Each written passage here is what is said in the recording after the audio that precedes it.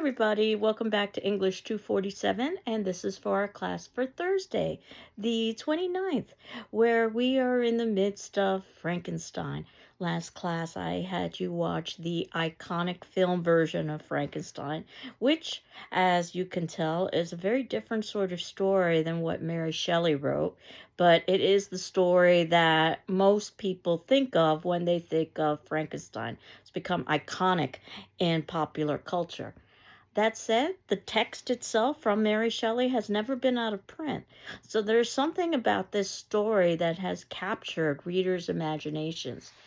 And as I had requested when you watch the 1931 film, the beginning of the film where we get the credits is indicating that it's based on a novel by Mrs. Percy Shelley, which I think says everything about how female would be viewed in the 1930s, that ultimately Mary Shelley, an independent being on her own, would be viewed as the property, in effect, of Percy Shelley, being called almost like a Mrs. Mallard character in Story of an Hour, but in this instance, Mrs. Percy Shelley, and not even being given a first name.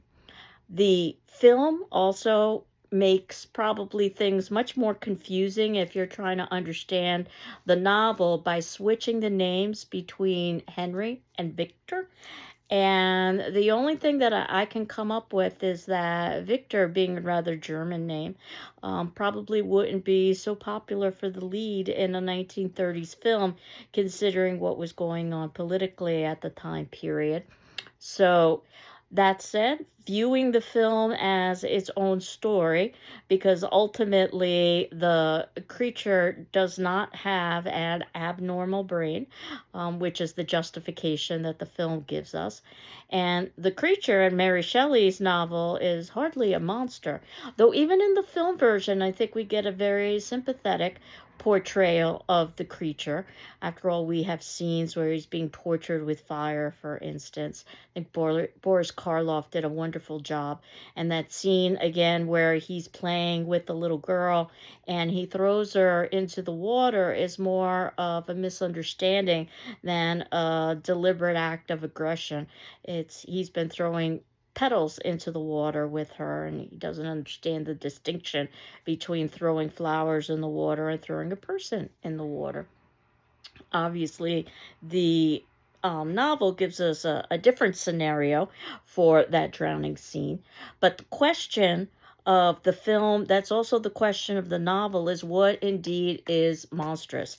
And one of the things I talk about in my Gothic literature class is that monstrare is the Latin for monster, and it means to show or reveal. And I think that this text shows or reveals quite a bit about us and humanity, just like I think many times monsters, both in literature and in film, show and reveal elements of humanity. Now, the title of the novel is interesting in and of itself because the title isn't just Frankenstein.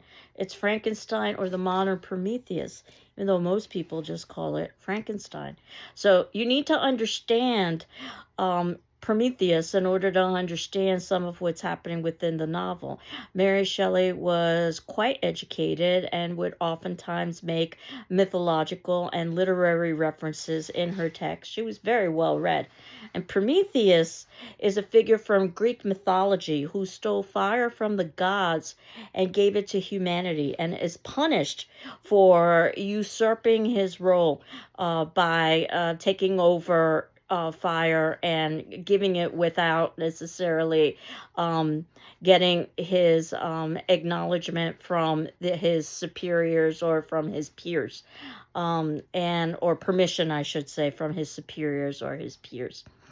Now, other literary references that might make this novel a little bit difficult to read: Milton's Paradise Lost, which happens to be a great epic poem written in the 1700s, and it is about a very famous story, the fall of humanity. So, very important from a biblical perspective. But Milton's Paradise Lost is a bit different in that he portrays Satan as not only the main figure or a main figure, but also from a sympathetic position that Satan has been created by God and then basically abandoned. And that is a story that is played out as well with Adam and Eve, who are created by God and ultimately, though through actions of their own, just like Satan, are abandoned by God. And that theme is something that plays out in Frankenstein. Another literary reference is to Christopher Marlowe's Dr. Faustus. Christopher Marlowe was a contemporary of Shakespeare, and he is probably best known for his drama Dr. Faustus, which is the story of a man, Dr. Faustus, who's achieved great knowledge in all disciplines, law, medicine, theology. So what he does is he makes a deal with the devil so that he can gain forbidden knowledge. And I no spoilers here, I suspect, when I tell you that it's never a good idea to make a deal with the devil because he will suffer consequences for it. And what Faustus ends up doing is wasting the time that he's being given on earth with his forbidden knowledge. And in the end, Faustus is taken kicking and screaming to hell, and it takes him that long to regret his actions and to ask God for forgiveness. In the period before that, he always had justification that there was always time so he could do so later, or that he was such an egregious sinner that even God couldn't forgive him. So that said, there's a moral that's embedded within this, and there is definitely a moral that's embedded within Frankenstein as well, which is told in the epistolary format, which means in a series of letters.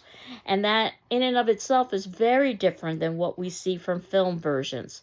And the letter format is what actually I'm going to ask you to begin thinking about today. It was not uncommon at the time to structure novels in this format. Basically, we have Walton, the ship captain, who is writing to his sister. And the reality is, whether you realize it or not, is that the only two characters, really the only character that we hear from throughout the entire novel is Walton, because what we experience throughout the entire novel are his letters to his sister. We never hear his sister's responses. And Walton telling the story of Victor. Again, we never experience a first-hand account from Victor. And Victor, whom we never experience a first-hand account from, tells us the story of the creature. And ultimately, you can see that we've got circles and circles and circles of narrative, which leads to complications about the reliability of the narrator. We know that Walton is not in a very good state, either physically or emotionally. He's been at sea for months. He's cold, he's hungry, he's tired. His crew is on the verge of mutiny as he is determined to proceed forward to try to find a undiscovered passage. And of course, that can also be a mirror for what we will find with Victor Frankenstein, who increasingly isolates himself, just like Walton is increasingly isolated. And Victor, too, is looking for a undiscovered passage, though not literally in the way that Walton is doing it from a geographic perspective. It's more in terms of the discovery of knowledge and being able to create life from death, which is unnatural. And what is natural and unnatural is also a major theme that's embedded within the text. So we can never completely trust Walton. This could all be a figure of his imagination or some sort of subconscious projection. Though the more common reading of the text is that we can assume that these characters outside of Walton also do exist, but there also are complications with that narrative because Victor is in many ways similar to Walton in that he's in poor mental and physical condition oftentimes. And when Victor tells us the story of the creature, we can never be certain whether or not the creature is truly a reality or just a figment of his imagination, his being Victor's imagination, or some sort of subconscious personification.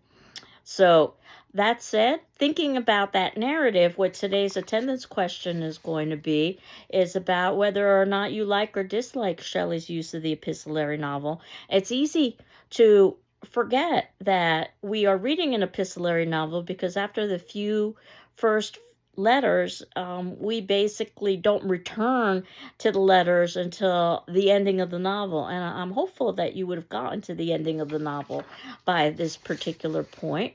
But what I wanted to do today was just to highlight some of the important elements throughout the novel that you might want to consider if you've already read them or you are going to be reading them as well.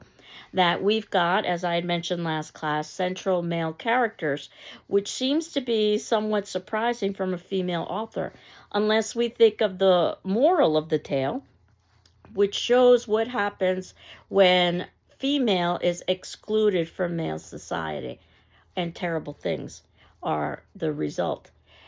Also, I had suggested that these long passages that I'm hopeful that you've had a chance to read about nature and the natural world can be associated with the feminine, Mother Nature after all, and note how Victor is in a very different place physically and emotionally when he's in the natural world. He's in a much better place. It's only when he isolates himself that we see his deterioration.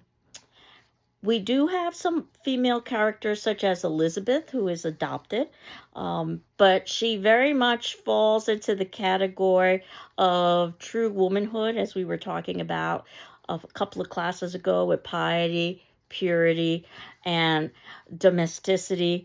And in that cult of true womanhood, Elizabeth is basically the epitome of what a loyal and submissive female would be. We hear as the novel progresses that Victor loses his mother, and this is going to be a theme we're going to see in the semester. Not that I chose texts where characters lose their mothers, but it seems that many of the major seminal texts in this time period have characters who've lost their mothers being such a central, important female figure in any child's life, but especially a son or a daughter who feels that mother is the epitome of domesticity. And we will see how Victor's response to this is to try to create life from death, probably the impetus being his mother's own death. And there are occult references in this text. I think I had mentioned that this text straddles lots of different genres, so that certainly we can read it from a feminist perspective.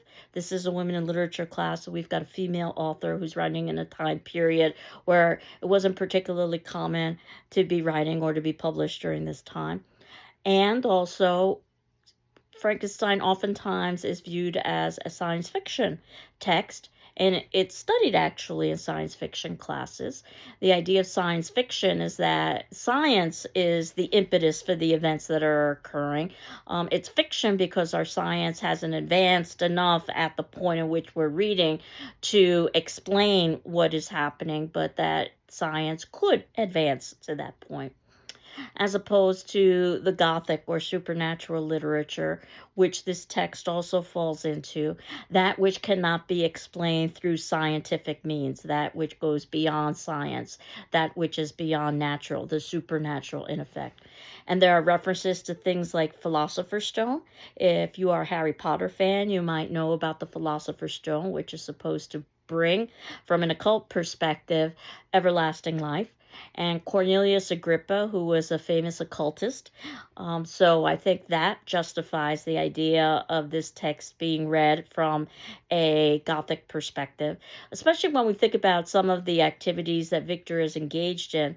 We're told he goes to charnel houses to get body parts, but we aren't given the details. But the Gothic is known for basically focusing on the macabre, on the dark side of human nature, and it's oftentimes based on environment. So nighttime, or periods of darkness. Oftentimes, large castles or structures are associated with the Gothic. Think about how architecture even uses the term Gothic to explain something like Gothic cathedrals. Secret passageways, possible supernatural elements, death, um, figures under threat, some sort of a monstrosity, that which is seen as other. So I think that many, if not all, of those elements are found within Frankenstein as well. But talking about the beginning of the novel with our letters to Walton's sister, it's referenced as Mrs. Seville. Again, I can't help but think about the story of an hour when we're told about Mrs. Mallard. Her name is Margaret, but of course, the idea that she's Mrs. Seville takes away her individuality. And in his first letter, he writes that to his sister, I preferred glory to every enticement that wealth placed in my path. And we will see that this is in many ways foreshadowing what we're going to find with Victor himself, that he cared more about glory and achievement than he did about money or fame. In his second letter, Walton admits that he has no friend. And this is always an element of a problematic element in the world of the Gothic and being isolated. And the fact that Walton is reaching out to a central female character in his life, a character who he's left, so that he can go to unvisited regions to explore, I think says everything about the embedded message that Mary Shelley has in there about what happens when male excludes female in their life. And in the third letter, Walter says, what can stop the determined heart and resolved will of man? And it's what I respond to by saying, just because you can, that doesn't mean you should, which is going to be one of the lessons within the novel. And Walton talks a little bit about how he found Victor, that he was floating adrift at sea, and he was not as other travelers seem to be, a savage inhabitant of some undiscovered island, but European. There definitely is a Eurocentric bent to this text, as progressive as Mary Shelley might be about talking about things like prejudice or bigotry. She still is a product of her times.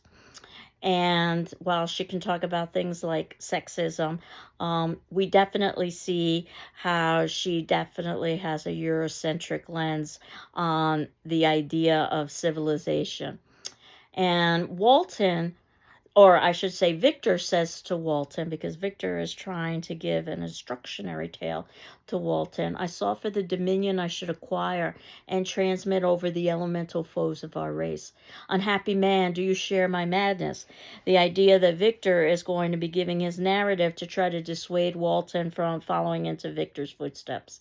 And the reality is that the lesson is for us as readers so that we don't follow those footsteps. And Walton talks a little bit about a slave to passion, something that the creature is also going to talk about, and servitude and mastery in terms of passion and in terms of temptation are things that we will see in this text. When we finally get Victor's story in chapter 1, Victor very interestingly talks about his very happy childhood and says that for his parents, he was their plaything and their idol, and something better, their child. And I think there's some irony here that Victor has such a happy childhood, but he's unable to provide that happy childhood when he creates his own child, if you will, the monster, or as I like to call it, the creature, because the true monster in Frankenstein is Victor and humanity as a whole, not necessarily the creature itself. And also the fact that Victor views himself as a plaything for his parents, and perhaps that was the impetus for Victor to create something, not for the creature's own benefit, but for Victor's benefit, to have a plaything, in effect. So many of the questions associated with parenthood, is that an altruistic or selfish act, are embedded within this tale through Victor's creation of the creature and taking in effect the role of parent in the creation of the creature, and worse than not only creating the creature but then abandoning the creature. Victor talks a little bit about how Elizabeth was introduced to in his life, that she was a thin and fair child who was adopted by his parents. And till death, she was to be mine only. Note the idea of how female is viewed as possession, which would have been commonplace during this time period. And Elizabeth is raised as Victor's sister, though they aren't blood relations, and he oftentimes calls her his cousin. She becomes his fiance. That would not have been unusual at the time period, actually, to have family members, even related through blood, cousins, for instance, united in marriage in order to be able to maintain the bloodline, and more importantly, to be able to maintain the economic wealth of the family, something that we'll talk about with our next text, which happens to be persuasion. And in the second chapter, Victor talks about how the world to him was a secret which he desired to divine. It was the secrets of heaven and earth that I desired. I can't help but think again of Dr. Faustus, who wanted forbidden knowledge and the consequences he suffered for it, or Prometheus, who basically stole forbidden knowledge and the consequences he suffered for it. And Victor talks about, I shun my fellow creature as if I'd been guilty of a crime. Two things here: how often Victor isolates himself, and that just leads to a negative spiral. And he oftentimes vacillates. He acts as if he is innocent, when in reality he's not. He is guilty of a crime, whether he acknowledges it or not. The probably most famous part of the novel is in Chapter 5, the creation scene, which is set in a dreary night of November, which I'll talk a little bit more about next class. And in Chapter 6, Elizabeth says to Victor at one point in one of their letters, and again, this is all done through letters, Justine, you may remember, was a great favorite of yours. Now, this is a way to introduce the character of Justine. Just because Mary Shelley is a skilled writer, that doesn't necessarily mean that there aren't places that are a bit awkward in the text, and I think this is one of them. If Justine was a favorite of Victor's, well, then Victor wouldn't need to be reminded that she was a family favorite. This is for our benefit as reader to be introduced to Justine, and yes, the name sounds like justice. And we are introduced to another female character who, again, is very similar to what we've been talking about with the cult of true womanhood, because what we will learn later is that Justine confesses to a crime even though she was innocent, because she's being forced into it by religious authorities, and that this is the only way she could obtain absolution. So again, think about the importance of piety and the importance of submissiveness. The crime that Justine confesses, which is the murder of Victor's brother, is of course done by the creature itself in an act of revenge, which we later find out. But when we are first introduced to the creature, we're introduced to an incredibly articulate being. And this is a way that the novel is very different than the Hollywood portrayals. It also leads to the question of nature versus nurture. How much, if you've studied this in psychology classes, for instance, how much of our temperament and our personalities and our actions are based on nature, what we're born with, as opposed to nurture, our environment, and how do the two connect? It would seem that this creature is created as a tabula rasa, a blank slate, or this creature is created with the benevolent element because it appreciates nature, which is always something that's seen as a positive in this novel. It engages in benevolent activities. It tries to help, for instance, the DeLacy family, a whole subplot that we aren't introduced to in the film. It teaches itself language. So again, we might have to suspend a little bit of disbelief as to how it goes about doing that. My perhaps most absurd example of suspending disbelief is the fact that the creature says that he finds a satchel of books in the wilderness and is able to teach itself how to read through watching the DeLacy family, who is coincidentally trying to teach language to a member that's just joined the household. And the books that the creature finds happen to be some of the most complex pieces of literature that exist, including Paradise Lost. So the fact that the creature could teach itself to read Paradise Lost and understand Paradise Lost seems to be a bit outlandish, but to say the least. Nevertheless, this allows the creature to be able to compare himself to Adam and to Satan, who are central figures in Paradise Lost. Again, both created by God and both experiencing the wrath of God. And when the creature gives us his story, it's about a family named DeLacy that is headed by a blind patriarch. This part is important in terms of many of the isms we talk about in our society: racism, classism, sexism, ageism, and how much of that is based on appearance. And the idea that the patriarch can't see leads to the possibility that if the creature can engage the patriarch in conversation, well, then the patriarch isn't going to necessarily dismiss the creature for its hideous appearance, which goes to the creation scene that Victor had chosen the most beautiful of parts, but what he ended up finding to his horror was that he had created something that looked physically monstrous. And this is why he rejects the creature, just because of its physical appearance. And again, think about how often racism or sexism or classism is based on physical appearance. The DeLacy family is a subplot that gives us a sense of the interactions between family members, and this is what the creature is first exposed to and longs for, this sense of family and the sense of connection. And this is what the creature has no access to, and is the impetus for the creature's desire for revenge. And the creature asks in chapter 13, was man indeed so powerful, so virtuous, so magnificent, yet so vicious and base? And the answer is, oh yeah. So we're introduced to the character Safie, who is visiting the DeLacy family, and Safie is a Arab. Safie's mother was a Christian Arab. Her father was a non-Christian Arab.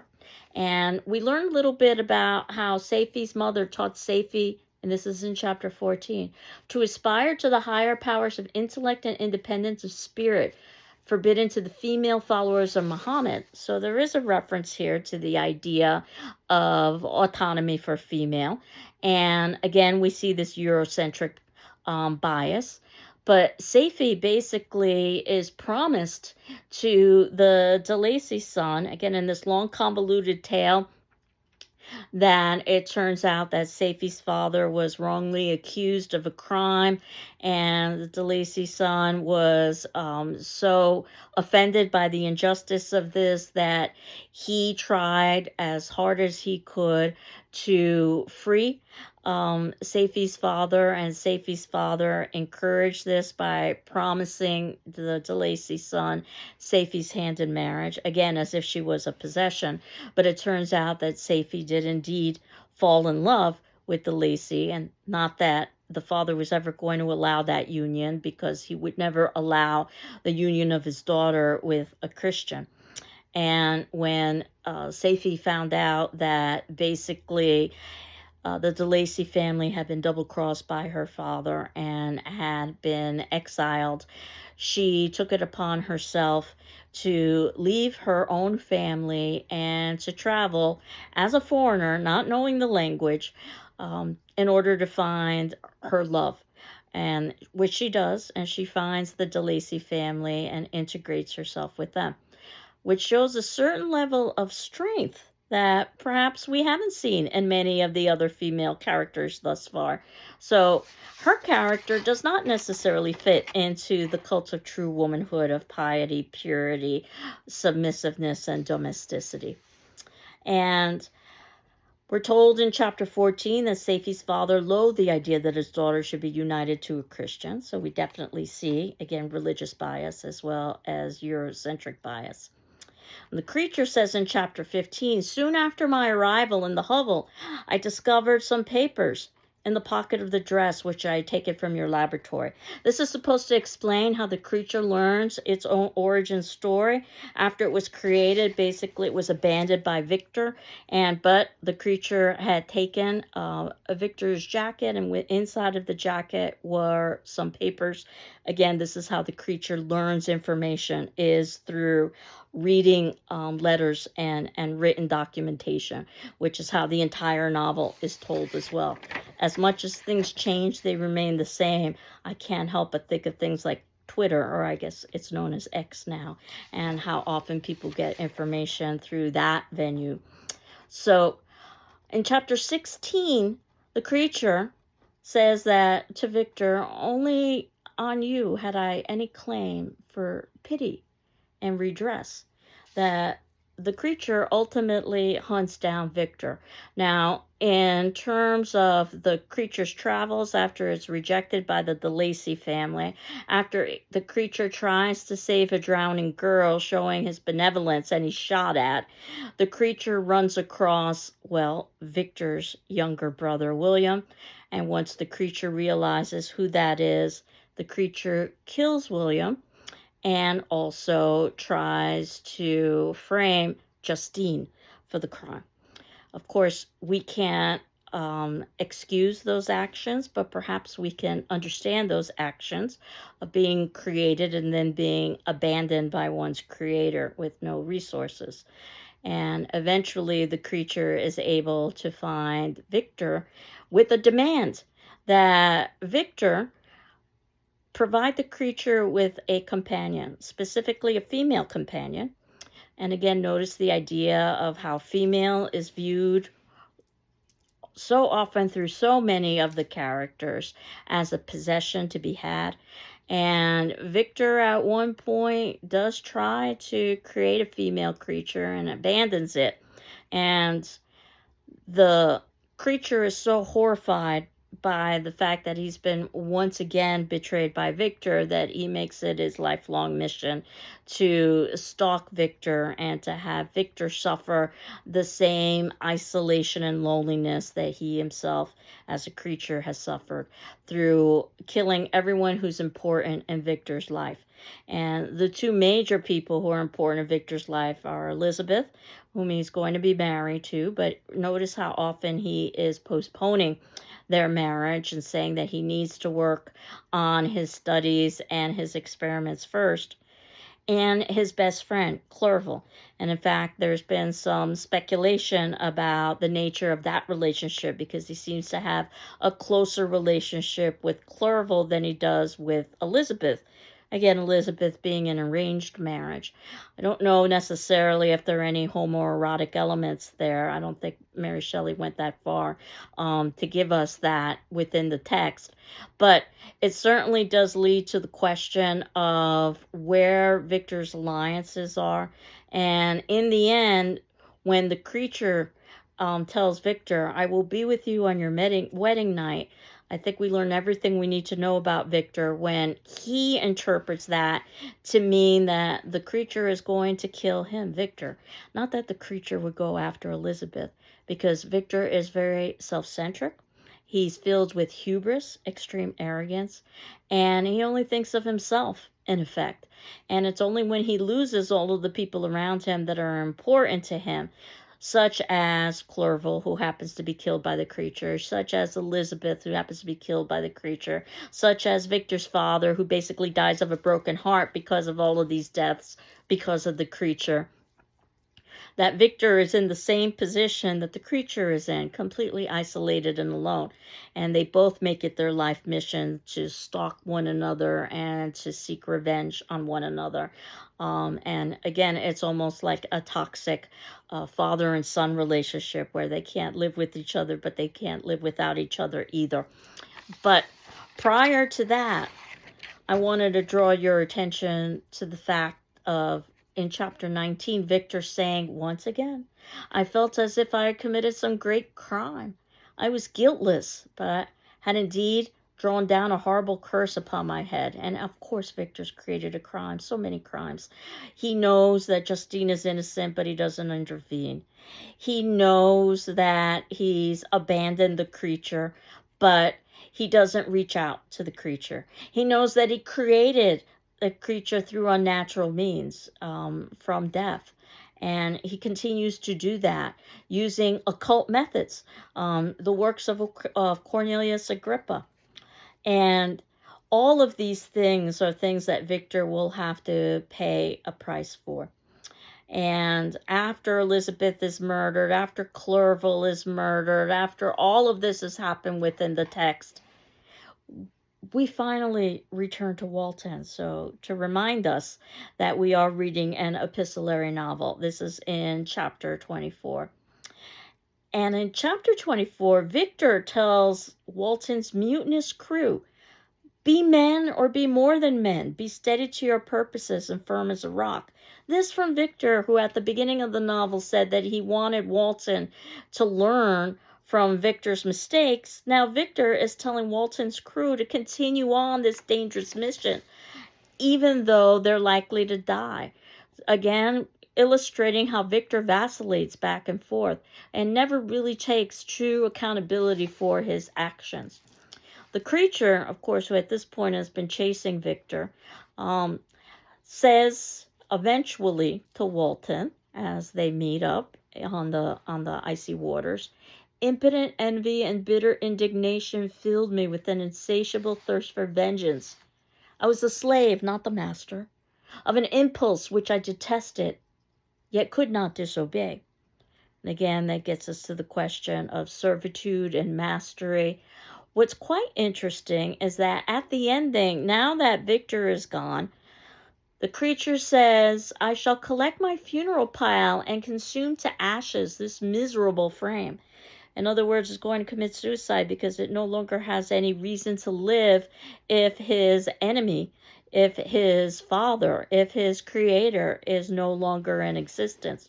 Obviously, that's very different from the Hollywood ending where we have the creature being destroyed and we have a happily ever after, which is what was required in Hollywood.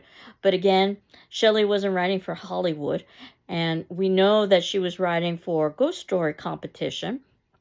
Actually, what's quite interesting about that Ghost Story competition is that someone else, one of her friends, a Dr. Polidori, who was also vacationing with her, ended up writing for that Ghost Story competition a short story called The Vampire, which we think helped to inspire the very famous novel Dracula, which is just as famous in terms of the Gothic tradition.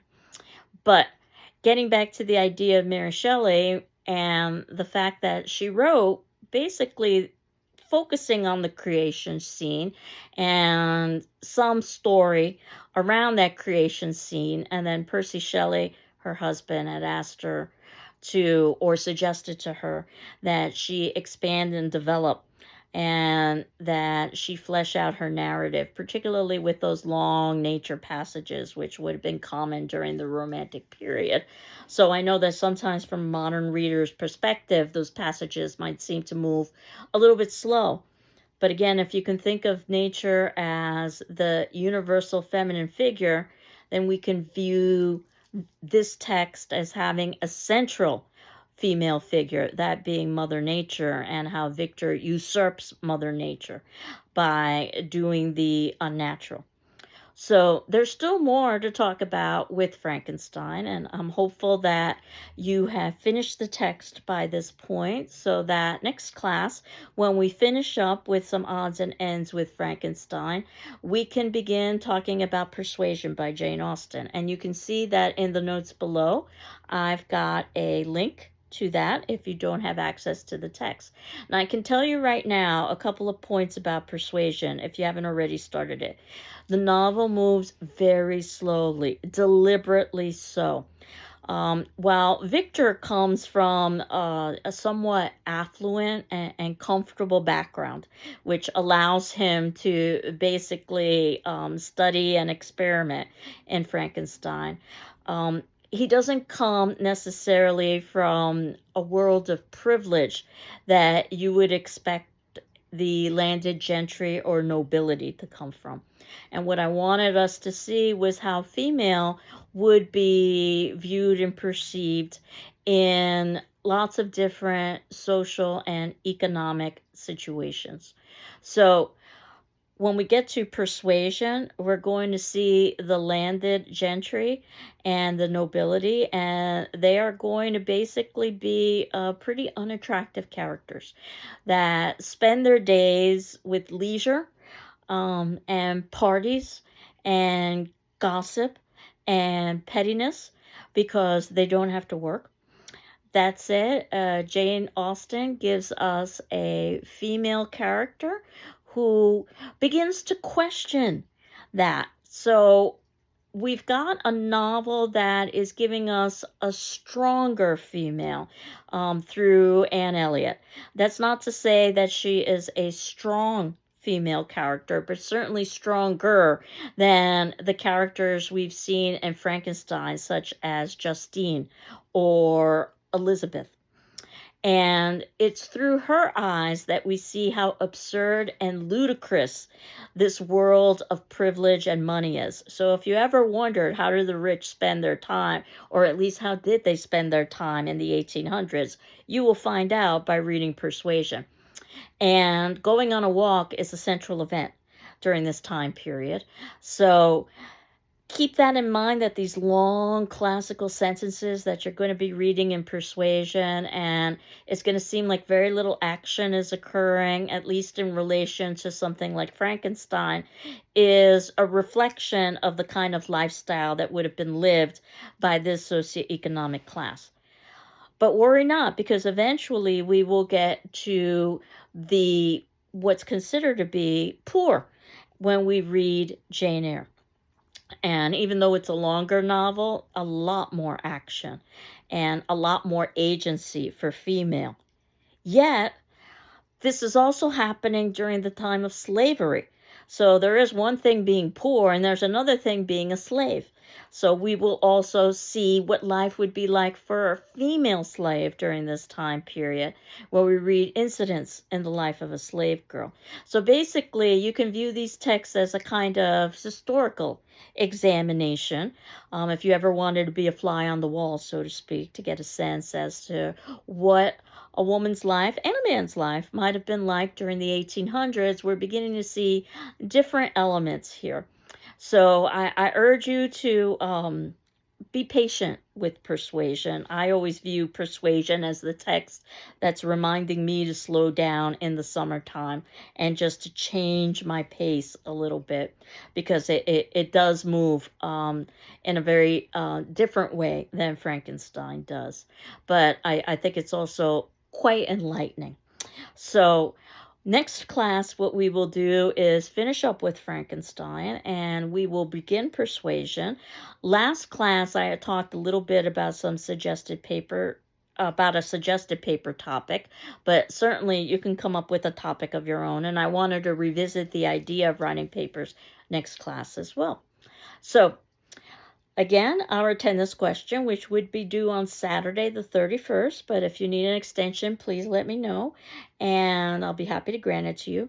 And you don't need to respond to your peers, but you do need to read your peers' responses and my responses in turn. You should respond to your peers much like you would respond in a face-to-face classroom if you felt moved to say something in response to what somebody else had said in class. And the question is how did you feel about this use of the epistolary novel technique? Did you like or dislike Shelley's use of this novel technique in Frankenstein, and why? So I hope you're doing well. I'm doing well, and we will continue on next class. Take care. Bye-bye.